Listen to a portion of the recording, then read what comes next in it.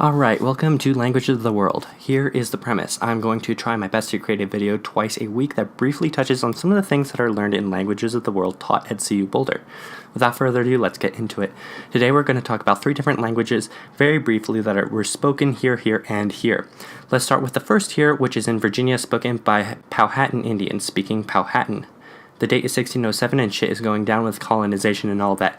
John Smith, the guy who allegedly got rescued by Pocahontas, is here and is trying to learn some of the language.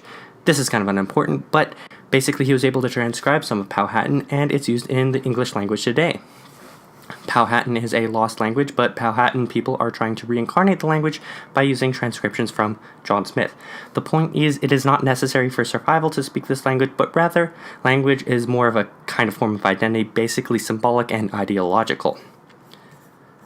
Okay, now let's go to Serbia. People speak Yakut, the red section, which is a Turkic language. Why do people speak a Turkic language so far from where Turkey is, and there is nobody around them that does? Because conquest. Russia conquered a lot of these areas, and somehow Yakut was preserved. So Russia came in and said, hey, you need to be able to communicate with us, so they gave them a written alphabet, which Yakut did not have. So Yakut, a Turkish language, has a Cyrillic alphabet. And guess what? Along with this whole conquest line, the first transcribed text into Yakut was the Bible. Okay, now on to Serbo-Croatian languages. See, these two mapping out languages, they don't match. Here's why. Basically, everyone can understand each other in this area, but Bosnia, Croatia, and Montenegro don't like each other, so they are in an act of trying to differentiate their languages because that's more important. They're the same language, but they are not because politics.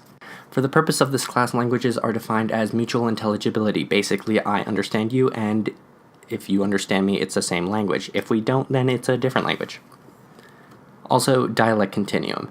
People right next to each other speak dialects of the same language. A neighbor can understand a neighbor, but these two cannot understand each other. But they are still speaking the same language because dialect continuum overrides mutual understanding as a definition for language. Alright, got it? One last thing. Isogloss. This is a physical line between people that speak different dialects. See, they say dat there and das there, even though written it's the same. This is a pronunciation divide, so it's an isogloss.